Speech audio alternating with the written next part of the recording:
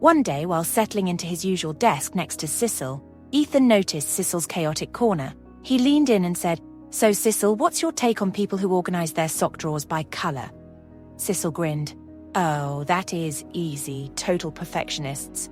They are the ones who color-code their notes and have a Pinterest board for their life goals."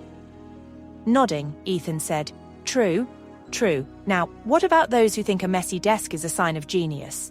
Sicil, raising an eyebrow without missing a beat, declared, "Creative minds, obviously. They thrive in chaos, finding inspiration amid a paper tornado." Smirkingly, Ethan said, "By that logic, you must be a creative genius." Playing along, Sicil said, "Naturally, disorder is my muse."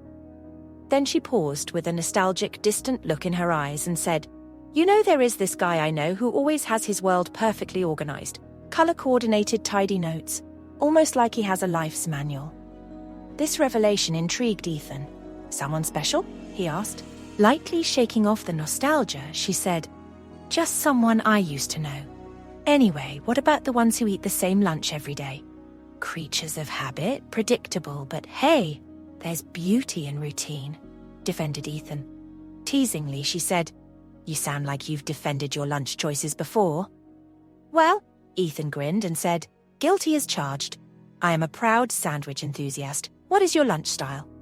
"Spontaneous. I let my taste buds lead the way," said Sicil after a hearty laugh. "It keeps life interesting, don't you think?" As they strolled down the hallway toward the university cafe, their conversation continued to flow easily, banter slipping between them like second nature. "Spontaneous lunches, huh?" Ethan teased as they reached the food trays, grabbing one for each of them. "So you just live dangerously, trusting whatever's special." Sicil smirked, taking a tray. "Exactly. Cafeteria roulette. Keeps me on my toes." Ethan laughed as they moved toward the counter. "Yeah, well, good luck with that when the mystery meat makes a surprise appearance." She nudged him with her elbow, grinning. "Come on, Ethan. Don't knock it until you've tried it. You might discover something new." He raised an eyebrow while picking up a classic turkey sandwich from the selection. "I'll stick to what I know won't betray me halfway through a lecture." "Some of us have to protect our digestive systems, Sicil." Rolling her eyes, she scanned the options and reached for a random pasta dish, the label too vague to predict its contents. "See, this is what makes life fun. You never know what you're going to get." Ethan shook his head, amused. "I don't know if fun is the word I'd use, but I admire your bravery." As they approached the dessert section, Sicil pointed to the row of identical-looking cupcakes. "Now, these, Ethan, are non-negotiable. Always room for dessert.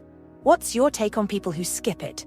Ethan pretended to be horrified. "Monsters, absolute monsters." Sicil laughed, walking towards cafe and grabbing one of the cupcakes from the open muffin box that Ethan offered. "Finally, something we can agree on."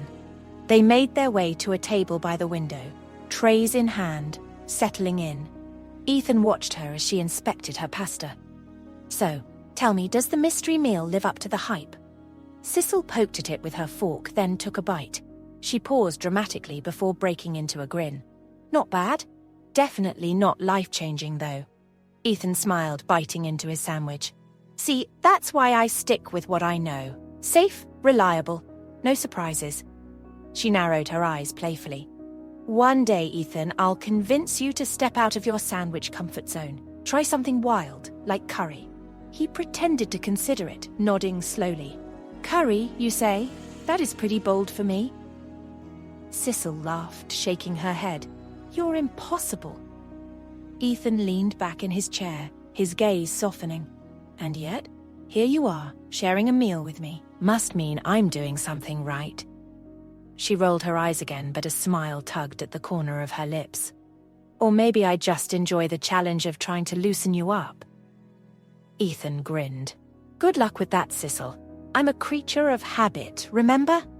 Sicil took another bite of her pasta, her eyes sparkling mischievously. "We'll see about that, Mr. Predictable. You might surprise yourself one day." Ethan met her gaze, his smile lingering. "Maybe. But if I do, you'll be the first to know. You know," she added with a teasing grin, "I'm starting to think you were the inspiration for Greg McCown's essentialism."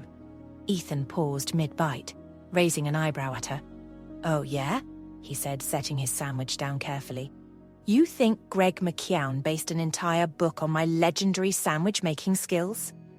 Sicil laughed, shaking her head. "Well, more like your minimalist. Everything in its place, no room for chaos lifestyle. You're the poster boy for essentialism." Ethan leaned back in his chair, crossing his arms with a proud, mock-serious expression. "Ah, yes, I can't take all the credit, but it's true. Greg did secretly research me for that book. He would call me late at night asking for life advice. I told him, 'Greg, buddy, the key to life is less but better.'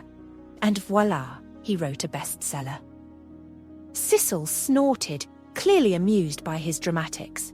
"Well, you should have asked for a co-author credit. I mean, come on, less but better. That's basically you in a nutshell." Ethan grinned, tapping his temples as if to say, "All in here." He then leaned forward, suddenly more engaged. "But in all seriousness, though, essentialism is pretty spot on, don't you think? The idea of focusing only on what truly matters, cutting out all the excess noise, it's kind of freeing when you think about it." Sicil nodded, twirling her fork through her pasta. "Oh, totally. I mean, life these days feels like we're constantly juggling 1,000 things, especially with school, work, and everything in between. The idea of stripping all that down to just what's essential, it sounds like a dream. Imagine not having to stress over the unimportant stuff." Ethan gestured to his neatly organized tray. "See? That's why I keep things simple. You focus on the sandwich. No surprises, no stress. It's all about efficiency." Sicil smirked. "Okay, Mr. Minimalist, but what about spontaneity? Life's not always about cutting down to the bare minimum. Sometimes it's about experiencing things fully, even if they're a little messy." Ethan shrugged, a playful glint in his eyes. "Hey, I'm not against a little chaos every now and then, but I think the book's right when it talks about being deliberate with your time and energy.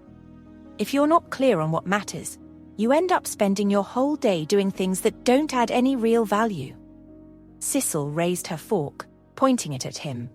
"True, but I think that's why you need balance. Not everything has to be productive or efficient. Sometimes the unplanned moments, the spontaneous lunches, the random conversations, those can be just as essential. It's not all about trimming down, but about choosing the right kind of more." Ethan leaned in, his expression thoughtful. "I like that. Choosing the right kind of more. So, you're saying you can have it both ways, live simply but still embrace the unexpected?" Sicil nodded enthusiastically. "Exactly! You need structure to keep you grounded, but you also need room for the fun, messy, unpredictable parts of life.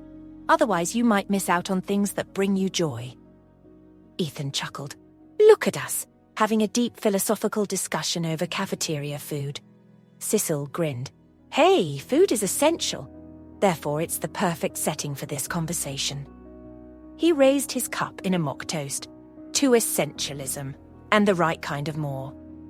She clinked her fork against his cup with a laugh. "Cheers to that." Ethan then sat back, his expression softening. "You know, I think you're onto something, though. I've always been a bit of a planner, but you do make life more interesting. Maybe I should let myself embrace a little more chaos, occasionally." Sicil raised an eyebrow. "Occasionally? That's the best I'm going to get out of you?" Ethan laughed. "Hey, baby steps, all right? Greg McKeown would approve." Sicil rolled her eyes, smiling. "Fine. But one day, Ethan, I'm getting you to fully embrace the unexpected. You won't know what hit you." He winked. "I'll be ready. After all, I'm a master of essentials. I'll just make sure to plan for it."